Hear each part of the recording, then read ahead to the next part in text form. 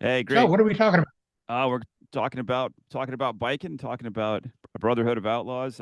I finished your book. It was fantastic. I really enjoyed it. Thank you. There's three sequels to it: Awesome. Emerald Bay, King Harbor, and Grand Bay. Yeah, very cool. I'll read the rest of them too. Right on. Someday And I'll send them to you. all right. And those are all available on your website, bobbitchin.com, right? That is correct. Cool. Are you still writing? Yes, I've got another sequel going, and I'm trying to do an autobiography, but I figure I should do that when I'm dead.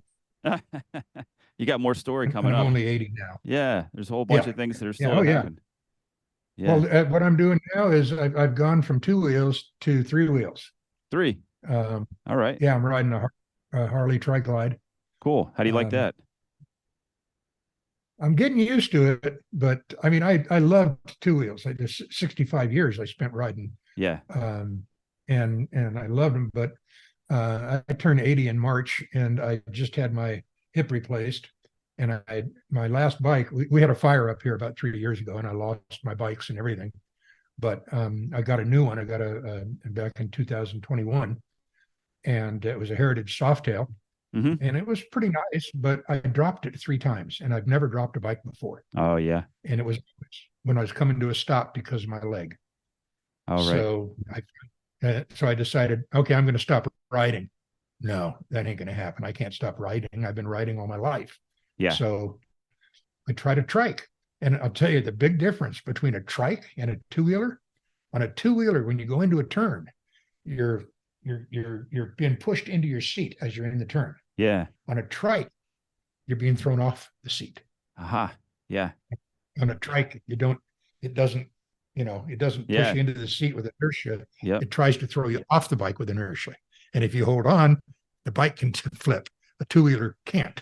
Right. So that's what I'm getting. And also, the most fun was the first three times I rode it, not putting my feet down. Oh, sure. Think, think about it. Put your feet down on a three wheeler, and what's going to run over your feet? Your back wheels. The back wheels. Oh, wow. Yeah. Is that the common way to go as bikers get older to move to a three wheeler? It Actually, must be, huh? there is a big baby boomers right now. There's a big switch going to the trikes. Yeah. The Harley trike is what I went for because I've been riding Harleys all my life. But they also the Honda makes a really nice three wheeler, but it doesn't make any noise. It doesn't make any noise. That's part of the fun, huh? Yeah, you have to get a stereo, get the sound of a Harley on your stereo, then turn it up full blast, and then you're Oh, good. then it works. Okay. That works. Very cool. So Bob, you said you just turned 80. You don't look it. What are your secrets to good health in the old age? Lots of drugs and alcohol when I was young All right. pickled my body, All right. So, and then 25 years at sea really made the difference. I was fortunate. I was very much into the outlaw motorcycle life. Um, you know what a bait is? no. Okay.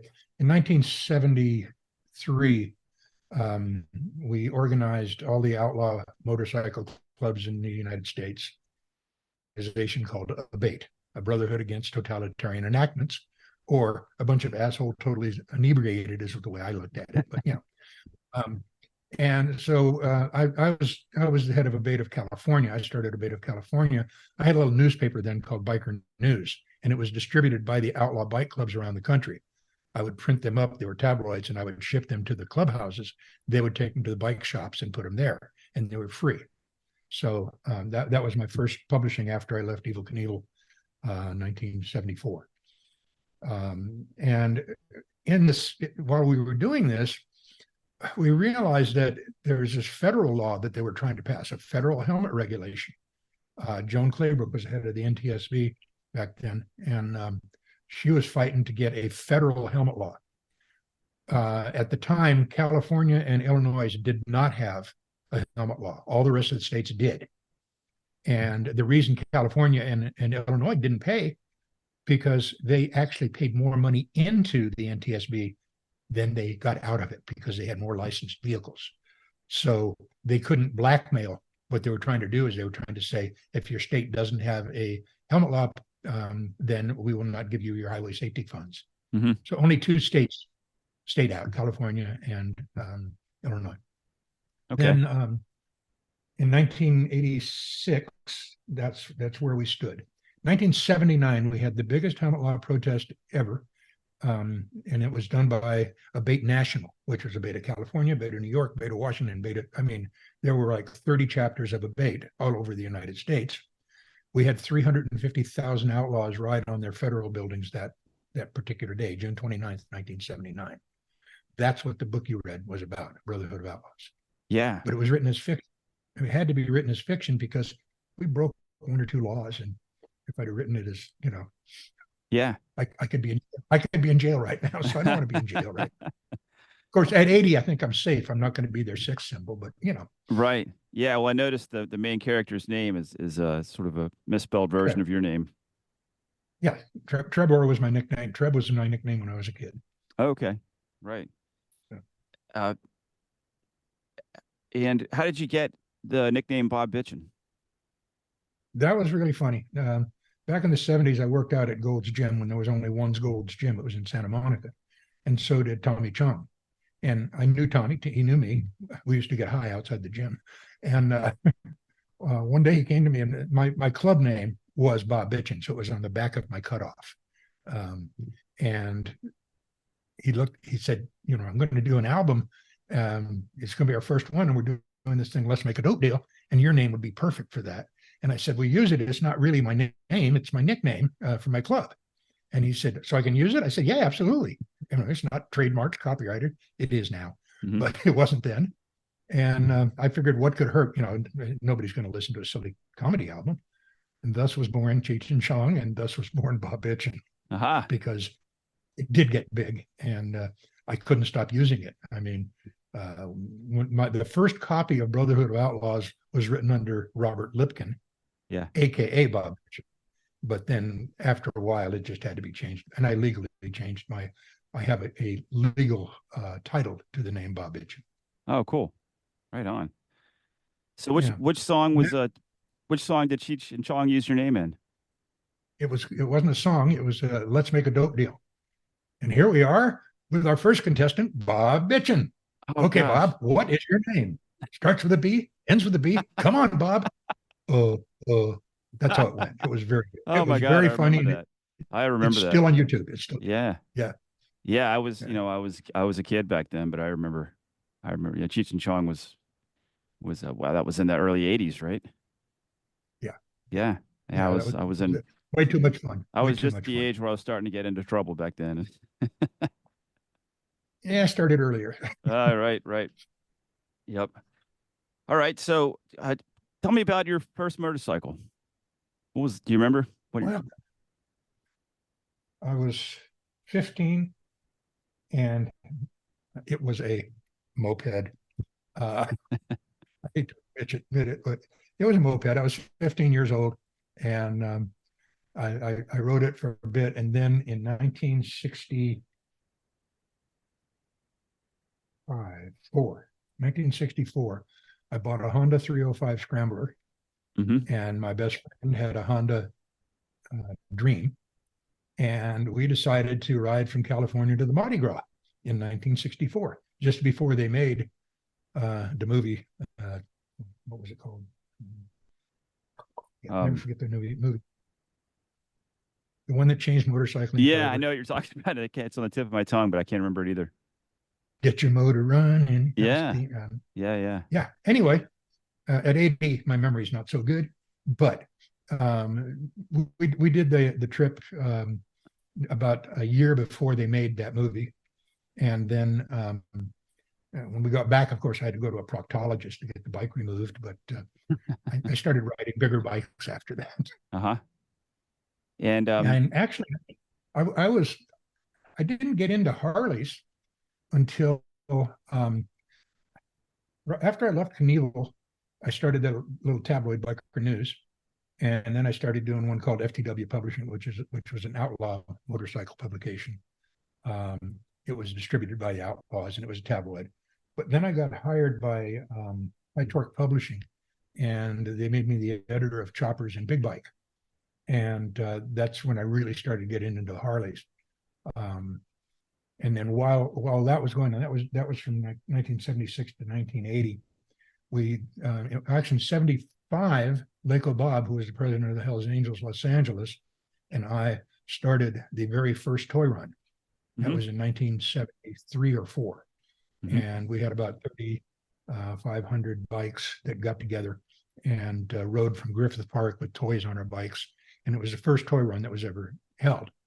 And as you know, it's grown quite a bit since then. Yeah. How did Harleys become the bike of motorcycle clubs?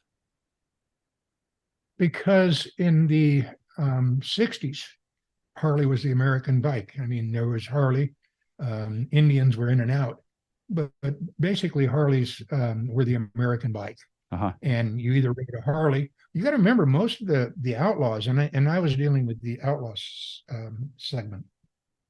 Most of the outlaws were people who got out of the service after Vietnam, and they missed the camaraderie, the brotherhood of being in the service.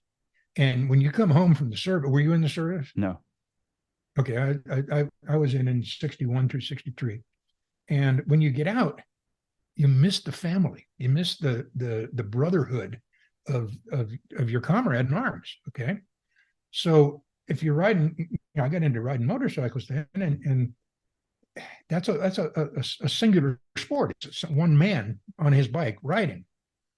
But we found out that there was a bunch of us that we kind of wanted to ride in a group, and so we get into different groups: the Hells Angels in California, the Outlaws in Milwaukee, the Bandidos in Texas, the Sons of Silence in Arizona. It would just depend where you were born as to what group you'd be with. I was from California. This caused a problem later when I was working for the motorcycle magazines, because I could not wear a patch, because I'm from California. Everybody knows the red and white ran California. I would ride to Chicago for a bike show, but that was outlaw territory. So the black and white and the red and white weren't getting along. So if I had a patch, I couldn't go to Chicago. I couldn't go to Daytona. I couldn't go to Sturgis. I couldn't go to Laconia. So my best friend at the time, Keith Ball, Bandit, he was the editor of Easy Rider for 30 years. He and I were best friends. We still are, 57 years now. And he patched, and he had to drop the patch because he could not work. He actually had to leave his job as editor for about 4 months until he realized that he couldn't make a living anymore, and he had to drop his patch. So that was the problem back then. Okay. And when you say red and white, what is that? The colors of your club, or what club is that? Is that the Hells Angels? Yes. Okay. Hells Angels are red and white, Outlaws black and white, Bandidos yellow and red, Vagos green, Mongols black and white. Okay. It's a familiarity. It's like the red and white. I mean, the Hells Angels, also known as red and white, also known as AE3, also known as different ways to refer to the club without saying the name. I got you. And how did you get recruited? Or did you get recruited? How does that work? How do you join a club? Laco Bob became one of my closest friends, and he was the president of the LA chapter. He was 6'6" and about 400 pounds. I was 6'4" and about 350 pounds. We gravitated towards each other, and we became friends. And we were friends until he died. He died 25 years ago. All right. So you became friends with one of the presidents, and right. So I got to know Sonny Barger when we were fighting the helmet laws for years. Yeah. But I couldn't patch because I was working for magazines, and they understood that. I understood that. It was just a fact of life. Okay. So you rode with them sort of more on an unofficial basis. Right. All right. Correct. All right. What did you most enjoy about being in a motorcycle club? Well, of course, the best thing is the brotherhood. And it's different now than it was then. In the 60s, in the 70s, it really was a brotherhood. We had family events. Nowadays, it's more about being a bad guy like you've seen on TV. Back then, it wasn't, because you didn't see him on TV until you did. Right. But basically, it was a way of enjoying your weekends a lot more than if you just went out to ride by yourself. We did. I mean, I can't even number the amount of runs that I went on all over the United States. I mean, the big ones: Daytona, Sturgis, Laconia. I did those for almost 20 years, riding from California to Sturgis, from California to Daytona, from California to Laconia, New Hampshire. And those were life-changing events every time you did them. I mean, every time I went to Sturgis, my book DORF is about that. 1973 or 4, I don't recall. But there was only 350 bikes there. It was the most amazing time, because we'd go there and there's only 4 clubs in the city park there. We used to be able to camp in City Park, and there'd be 4 bonfires: the Hells Angels, the Outlaws, the Banditos, and the Straight Satans, or the Satan Slaves. Satan Slaves later became Hells Angels. But it was just so beautiful to arrive there and see your family that you hadn't seen since the last time you were there. And the same thing, you go to Daytona. Daytona was bigger from the start. My friend Bob Clark, he was the editor of Street Chopper. He started the Run to the Sun in 1973. Yeah, 1973. And I went to every one of them for 13 years to that. But it got to be way too big. When there was over 1 million bikes there, it's crazy. It was crazy. Sturgis did the same thing. In 1986, they had 1 million people. And it's not fun. It's lost the camaraderie. You don't know anybody. And they started letting bikes other than Harleys go. What were they thinking? Ruin everything, huh? So I remember the first time I saw a Honda 305 come in, and I think it was the early 80s. And I know, because I had one, and I saw it coming down the street, and all of a sudden somebody takes the guy off the bike, they push it down, take their buck knife, stab the gas tank, light it on fire. No Hondas were allowed. Yeah, it was. Nowadays it's all Gold Wings and Yamahas, but Wow. But you mentioned, it was a different one. You mentioned going to Sturgis was life changing. And can you describe that a little deeper? In what way did it change your life? Well, the first time I rode there, it was like, oh God, I'm going to Sturgis, South Dakota. That's a long ride. But you got to, after, every year, you got to know people on the road there. Because every time, if you're on a Harley and your bike breaks down, you've made a new friend. Okay. Somebody will come along, they'll pick you up, and you make a friend. After 10 years of riding Sturgis, I had so many friends on the way that I'd stop and see, that it was the most enjoyable time of my year.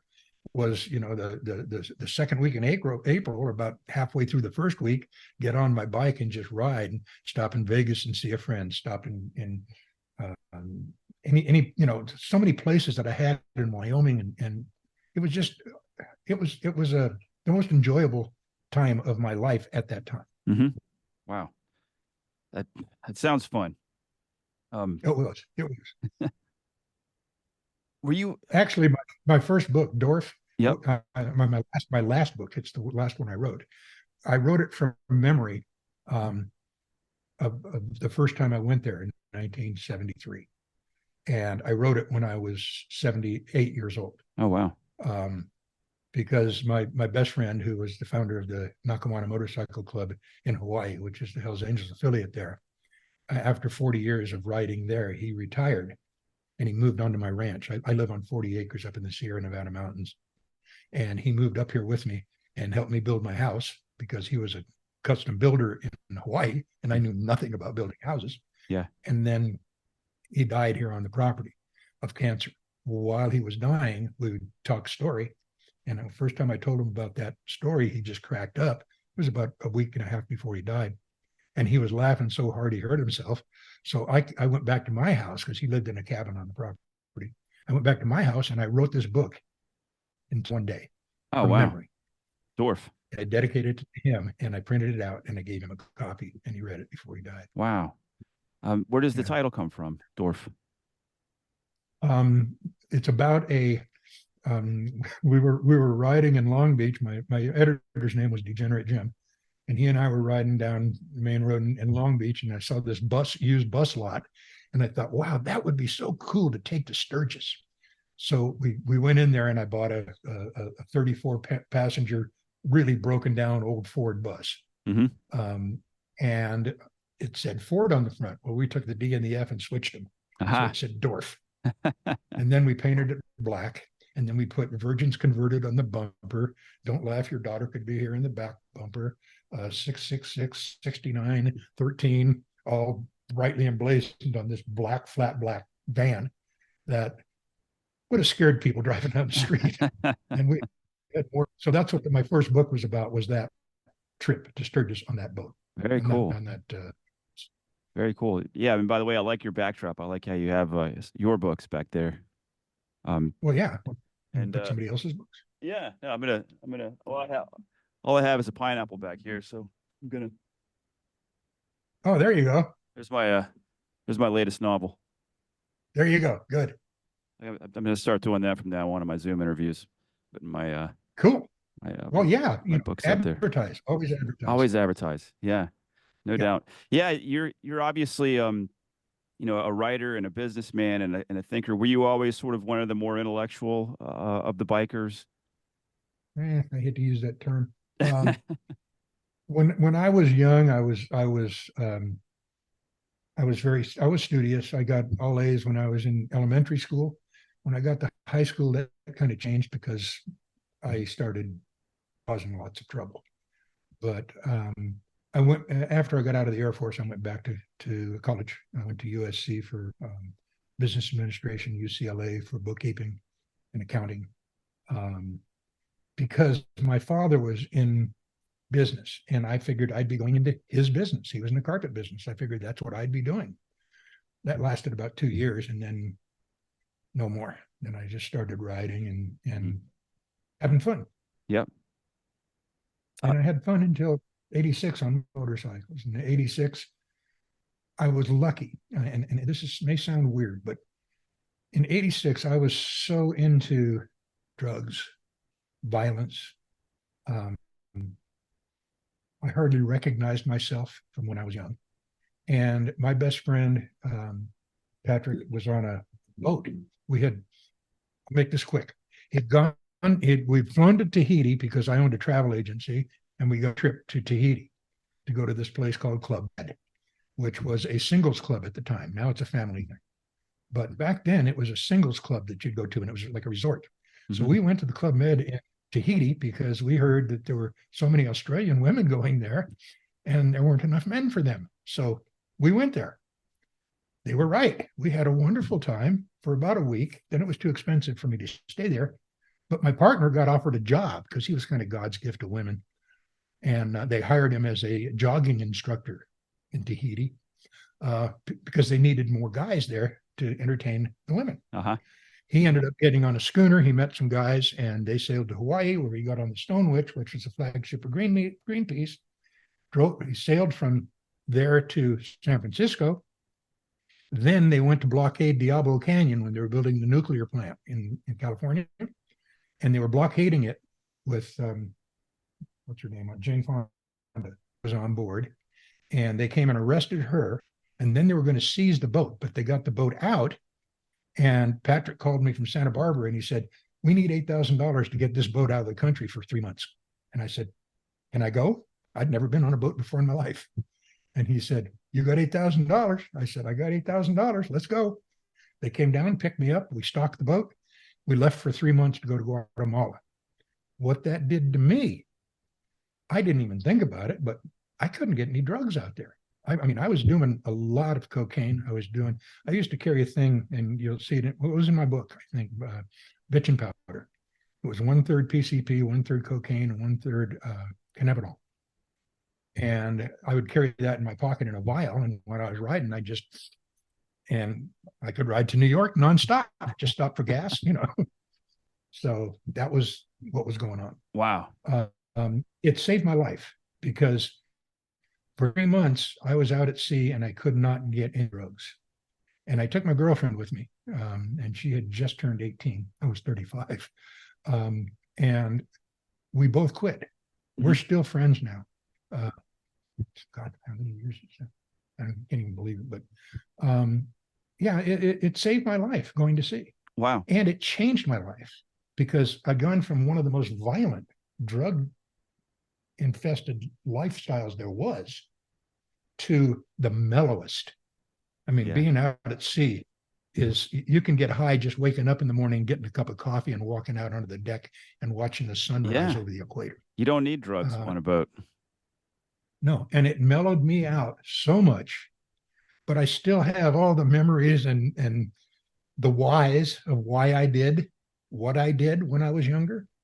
So it kind of followed me. I mean, I did so much when I was young with motorcycle. Your book fell. That's not a good thing.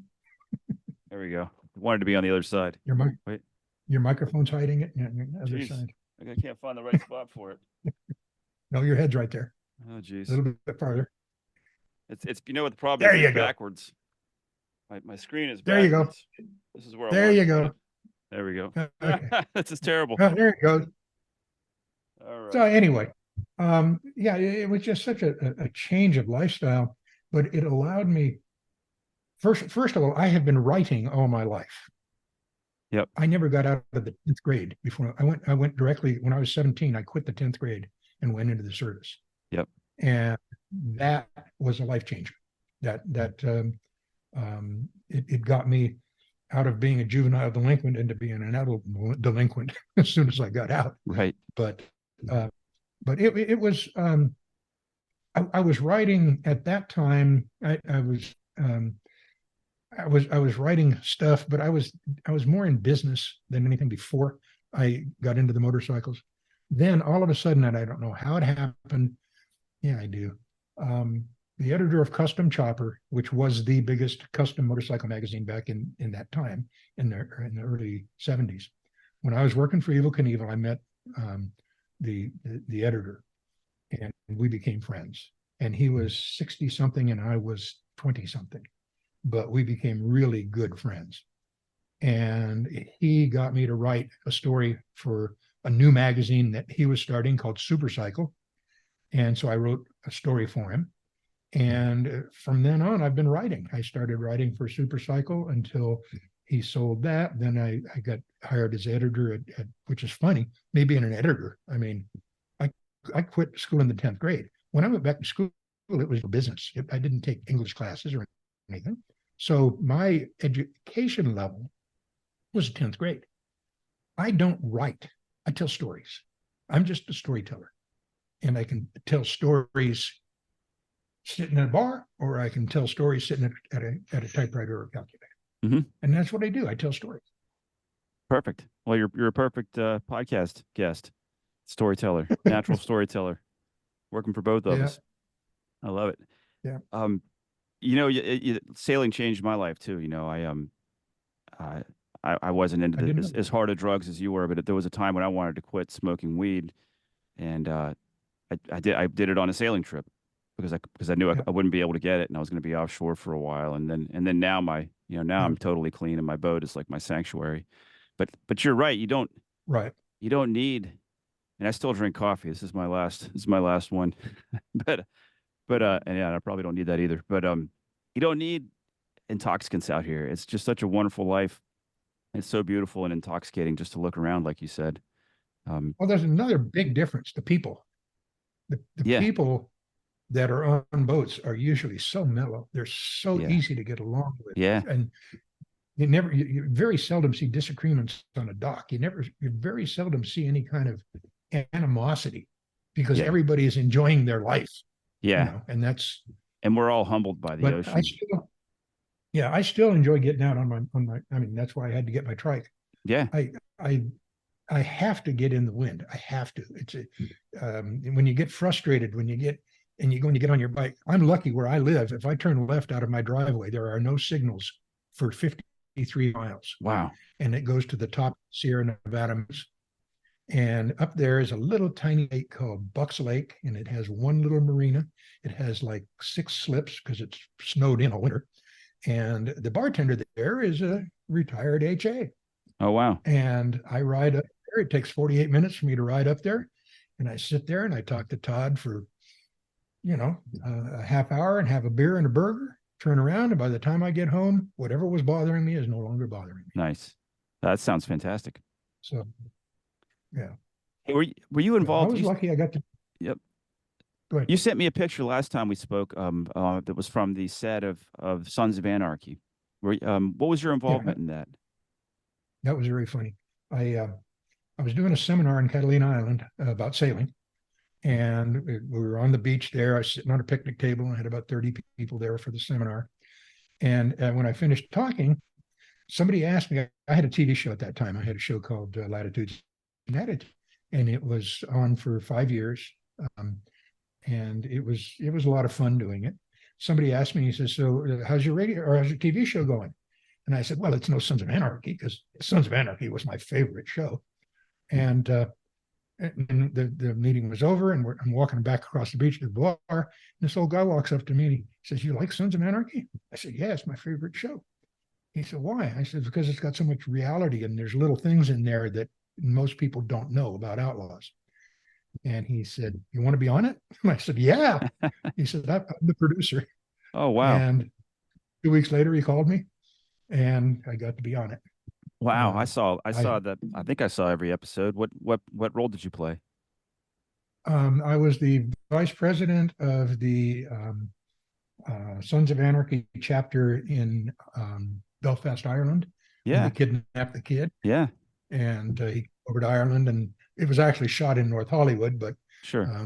Supposedly it was the Sons of Anarchy chapter in Belfast. And we had our own chapter.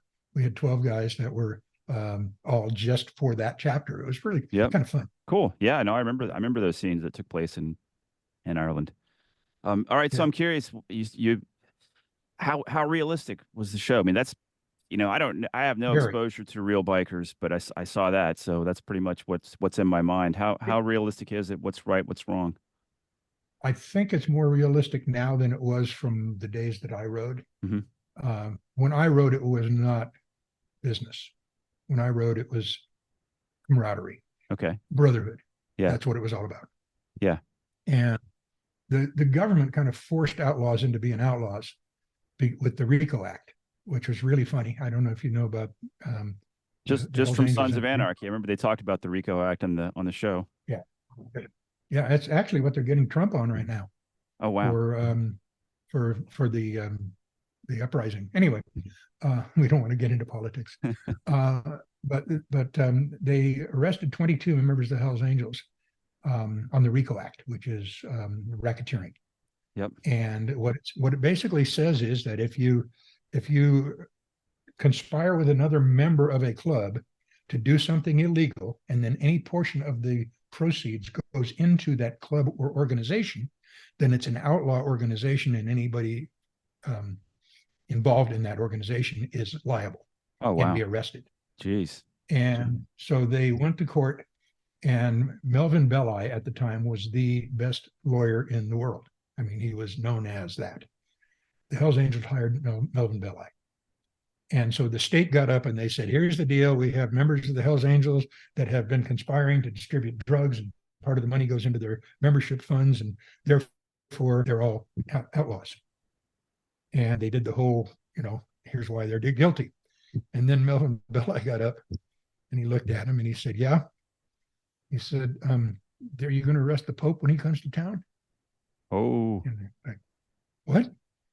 Well, the Pope is the head of the Catholic Church, and I can guarantee you that some of the boys are Catholic and are doing deals and are putting money into the box.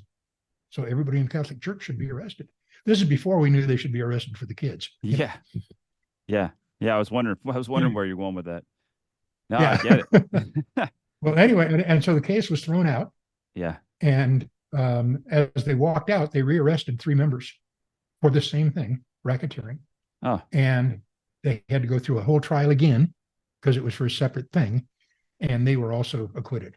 Wow. So, So I think that's the Mongols or the Vagos, one of the two. They did get them on the RICO Act. Wow. Okay, so the bikers But were that was, forced into being outlaws through the RICO Act, and I think maybe you yeah, were going to perhaps suggest that that's what got them more involved into business. it evolved into what the movies made it look like they were into. Yeah. Makes any sense? Right. I mean, Sons of Um, Anarchy made it look like the bike club existed as an organized crime unit, you know. right, and the clubs when I rode, they were not like that. Uh, Now, yes, I mean you smoked pot, right? yeah. Yeah. And you dealt pot, bought or sold or something with other people. If any of them happened to be where you worked, and any of that money went into that business, you could have been arrested for RICO. Sure. I could have been And arrested for a lot of things, I'm sure. But but for think RICO, about it: yeah. a bike club in the '70s. Yeah. At at the end of Vietnam, everybody was smoking pot. Yep. So if you're in a club, hey Bruce, you got any? Yeah, I got some here. I'll give you some acid. Okay, I'll give you some of this. You just broke the law. Now you broke the RICO law. But it doesn't make any sense Yeah. because it's not. I mean, to say it's a victimless crime is crazy. Now, if you sell it outside the club, then I could see it, being. But when you're dealing inside of a club with your friend, they're your friends. They're brothers. So anyway, Yep. All right. So what else about just something in particular about the Sons of Anarchy that was accurate? well, first of all, the club itself, the organization of the club, the meeting was exactly like our meetings, Okay. um, and the rules were pretty much the same. Now, the Hells Angels never had rules because of the RICO Act. They are not an organization. They Hmm. are not a legal organization, so they can never be again prosecuted for RICO. Okay. But uh, basically, motorcycle clubs are run with Robert's Rules of Orders in the meetings. Hmm. Um, you raise your hand to talk. You talk without raising your hand, you get fined. Um, it's like that. It really is organized, but it's not organized crime. It's an organized club, Right. like the yacht club I belong to. Yeah. I mean, I'm not going to tell you I ever got any drugs from people in the yacht club, but it's possible. You know what I mean? Sure. Sure. Yep. So, Yep. All right. So and go ahead. I was gonna move on. So if you wanted That's fine. elaborate any more, go ahead before I move on to the next. I'm good. All right. I'm Well, well, I've easy. got some. I read on the Kindle, and the Kindle, one of its features is you can highlight. So what I like to do is I've highlighted some passages from a Brotherhood of Outlaws, and I just like to read them and hear your comments on them. Okay. The first one is, Remember, I wrote it 50 years ago. yep, yep, yep. Uh, yeah, and my eyes are barely good enough to read the small text here. Hold on a second. I actually Hey, gotta go for the clean readers. gotta clean them off. Yeah. Oh, geez. Some things about getting old are good. Like I get better at, you can still get better at some things. You can still get I'm smarter, getting better. but you sure I'm as getting heck, better at sitting in my easy chair. That's yeah, what I'm better at. you don't get better at seeing. All right. All right, here we go. Not many people know the intricate system that exists for an outlaw biker on the run. There are systems for identification, code words, and phone numbers, all of which will get a true outlaw biker a whole new identity and way of life. No matter what a biker has done, as long as he hasn't cheated a brother or broken any of the biker's rules, he is accepted, especially if he is running from the police. The amnesty even goes beyond the bounds of local club wars. If a member of one club is running from the police, he may very well stay with a warring club in another city. It is a way of life. Correct. So the best example I can give you of that would be about 1985. I went to a leather fashion show in Dallas. It was held by a bunch of bikers, and I had just written the book Brotherhood of Outlaws, so it had to be 1979, 1980. And I had just written that book, and the Outlaws had taken offense at the fact that I used the word outlaw in the title. Big O, little O. They thought I was talking about the Outlaws Motorcycle Club, whereas I was talking about outlaw bikers. So I had a contract on me for a little while. And I was in Dallas, for this event with the Banditos. I was a guest of the Banditos. And we're in the convention center, and this guy walks up, and they introduce me to him, and he pulls out a gun and basically sticks it in my face. He says, "There's a contract out on you." Turns out he was an outlaw that was on the run. And so he was staying with the Banditos in Texas to be away from Milwaukee, where he was at the time wanted. Mm-hmm. The Banditos and the Outlaws at the time were on again, off again. But because he was on the run, he was totally accepted. And by the way, since I was there with the Outlaws, they took the gun away from him and told him that's a no-no when you're staying here with us, and gave him back his gun, and he put it away, and we got drunk that night, and it was fun. So what was he going to do? Was he going to shoot you right there in front of everybody? Yeah. Wow. How often did that sort of thing happen? Twice. The second time was in Atlanta, Georgia. I was there for a motorcycle swap meet, and David Allen Coe was there, and he was a patch wearing outlaw, and he was singing at the show. But then they invited me to come back to the clubhouse. So my brother was with me, who was a college professor, and my girlfriend, and we had the van, our company van. So we drove to where the party was, and I got out, and it was dark, and they had a log across the road, and the party was going on inside. And there's a guy standing there with a shotgun, and I walk up and I say, "I was invited to come in." He says, "What's your name?" I said, "Bob Bitchin." And he just brings up the gun like that. He says, "There's a contract on you."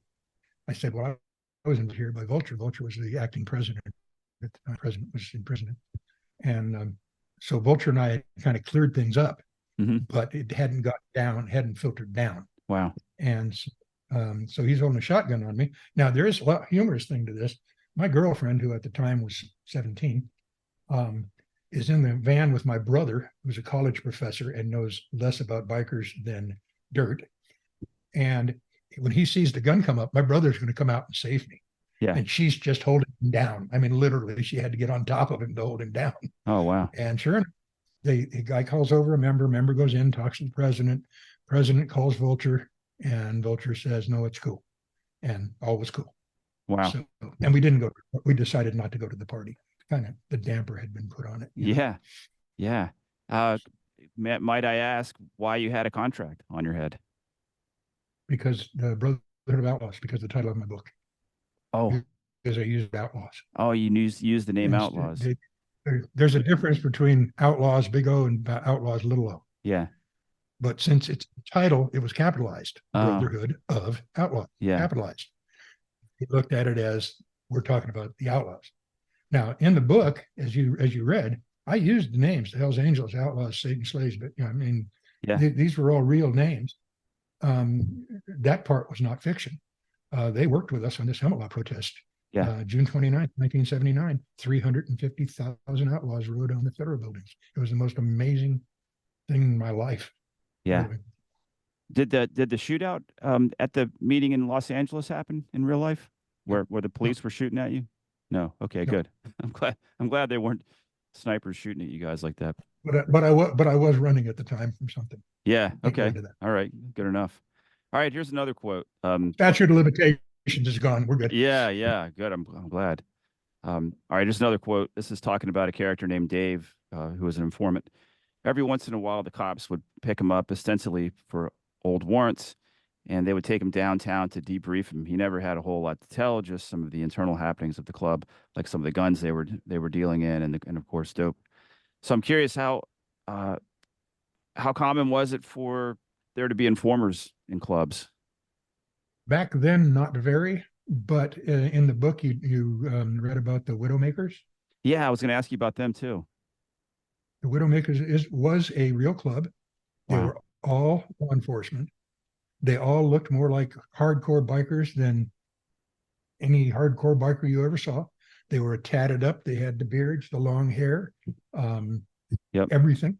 And the whole club was basically the purpose for the club was 5 or 6 members of the Widowmakers would ride into a territory. They would start riding with whatever club there was. They would ingratiate themselves to the club. And then 1 or 2 members would ask to patch over. Patch over is when you have 2 clubs that are respect each other. There's not a lot of those, but at the time, the Hells Angels, the Straight Satans, Satan Slaves, basically they could be accepted. They could ask to transfer club, and it could happen. It wouldn't necessarily happen. It would have to be voted on, but it could happen. That's what happened with the Widowmakers. They seemed like, just so they were accepted. One wanted to patch over, he'd patch over. Once he patched over, he was inside. So, and that was real. And when I wrote the book, I called the Governmental Information Office in Washington, D.C. And I said, I need to talk to somebody with the Omega Squad. Yeah. And she said, there's no such thing.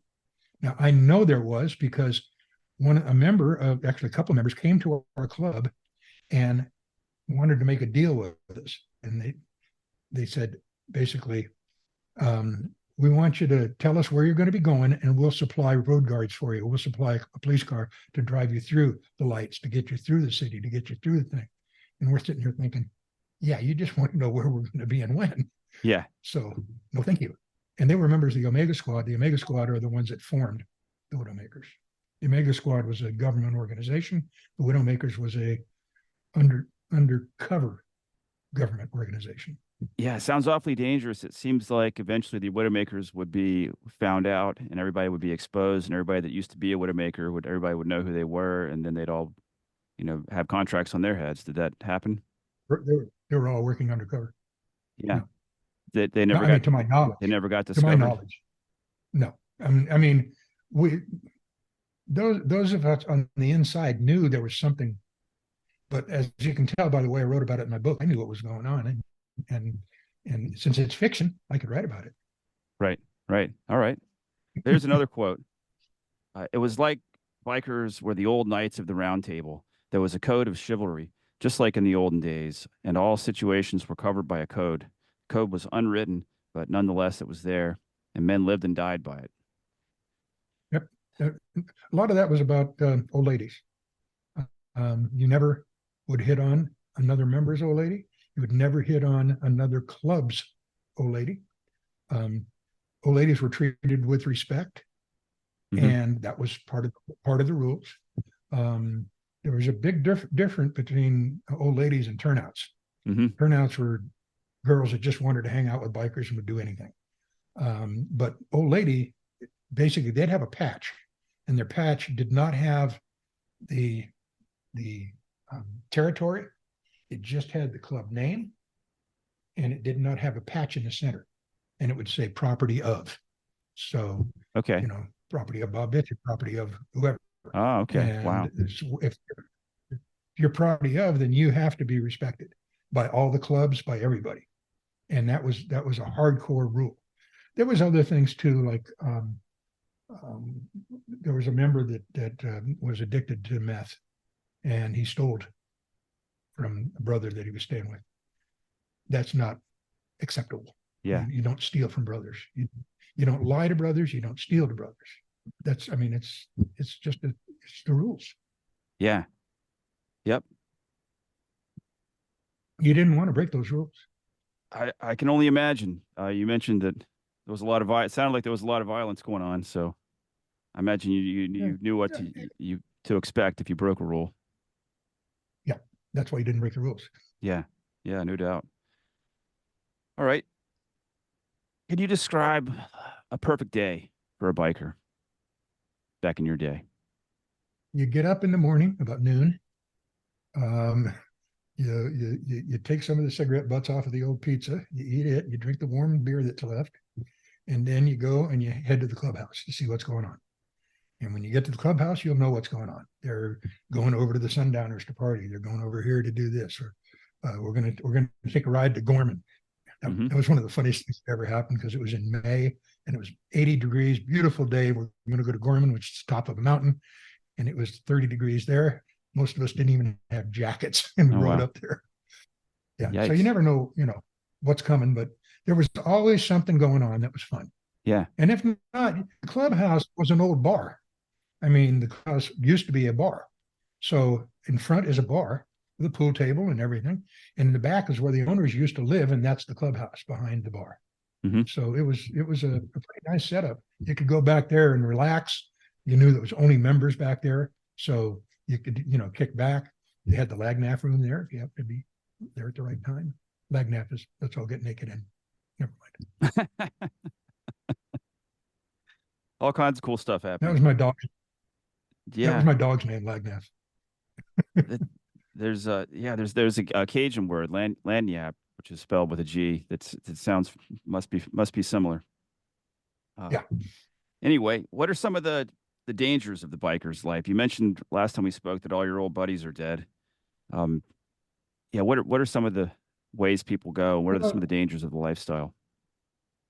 wear and tear on your body. I mean, when I was riding, I would spend weeks on the road with a sleeping bag, and I loved it. But I was exposed to a lot of, God knows what. Hmm. Also, I did a lot of drugs. If I'd have continued doing those drugs, I'd be dead now. There's no doubt in my mind. Yeah.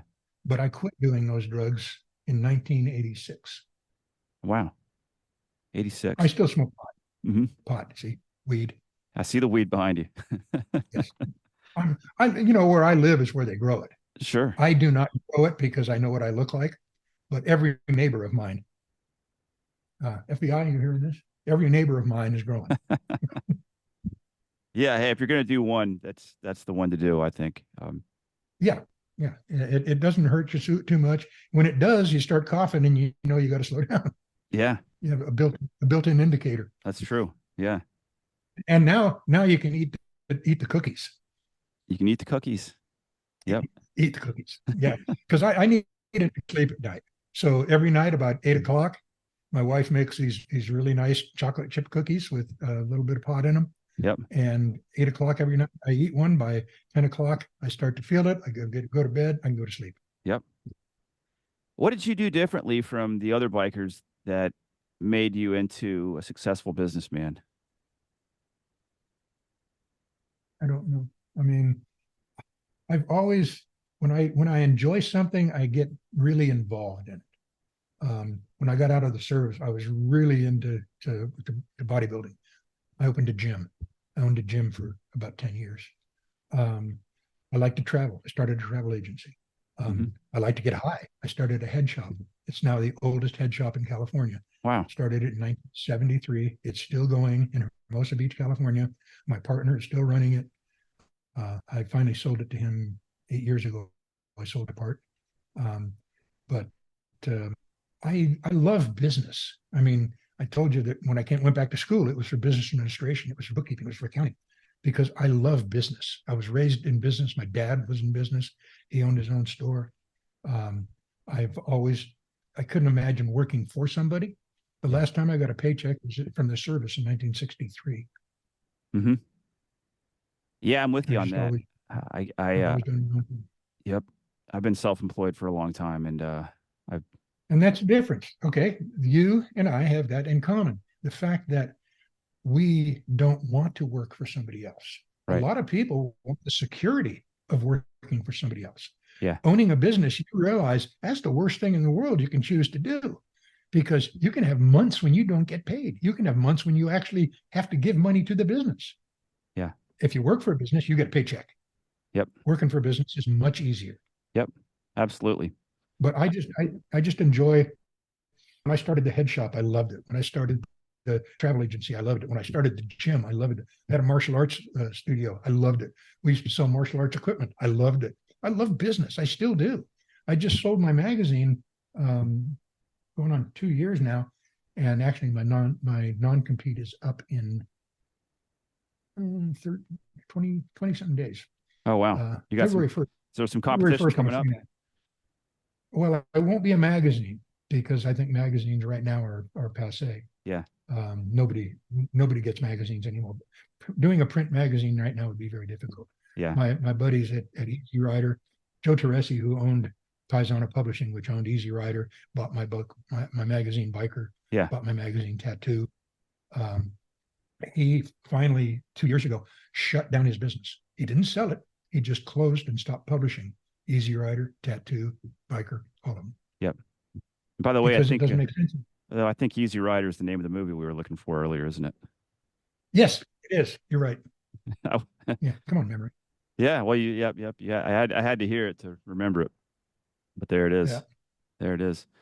Well, gosh, this has been so fun. I'm sure you've got a million other stories. Is there anything else that you wanted to mention before we go? No, buy one of my books. Yeah, that's always fun. From bobbitchin.com. BobBitchin.com. You can get them as audio books or electronic books or printed books.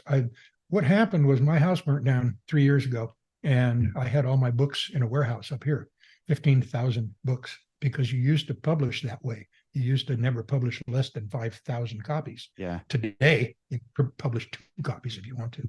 Yeah. But back then, you had to publish. And so I had 15,000 copies that burned in that fire. Oh, geez. I'm old fashioned. I like to hold a book. I can't read on a laptop. Uh-huh. So I love the feeling of a book. So I decided to reprint all of my books in hardcover, so they can get it in hardcover, and those are signed by me. Cool. Or they can get them online Yep. as digital or audio. Do you listen to audiobooks? Not usually, no. Mm-hmm. Yep. Yeah, I just started recording mine. I just started. That's one reason I have this nice Shure mic. I just started recording mine as audiobooks. And yeah, that's why I got this one here. Yeah. But I hired somebody to record it because I liked his voice. I've worked with him on the radio show. By the way, yeah, we got to pimp my radio show. Saturdays at noon Eastern Time, Pirate Radio, Pyrate radio.com. And it's international, 24/7. And I'm on Saturdays at noon and Wednesdays at 8 p.m. Saturdays at noon. All right, I'm going to try to remember that and listen next time. Yep, you just go online, pirateradio.com. Cool. It's all free. Cool. Yep. We have that in common too. I was I'm not anymore, but I was a reggae show DJ on a college radio station for 4 years. That was a lot of fun. I was a disc jockey in McKinney, Texas when I was 19 years old. Cool. I got fired for playing Elvis Presley on the religious Sunday morning. Well, why not? Yeah. Yeah. I mean, it should be the DJ's choice. That's what they hire you for. Come on. That's right. All right. Well, I'll put links to bobbitchin.com, and I'll try to. Is there a link for Pirate Radio I can put on the podcast show notes page? Yeah, sure. Pirateradio.com. Pirateradio.com with a Y. All right. I'll put links to both of those on the podcast show notes page at paultrammell.com/Dream Chasers. And Eccentrics. I'll put a link in my newsletter, which is going out in 2 days. Awesome. Well, great. This has been fun. Thanks for coming on the show again, Bob. Thank you, sir. Virtual handshake. Yeah. Virtual handshake. Fist bump. There you go. Okay. All right. Take care. Thanks, Paul. Bye. You take care. Bye-bye.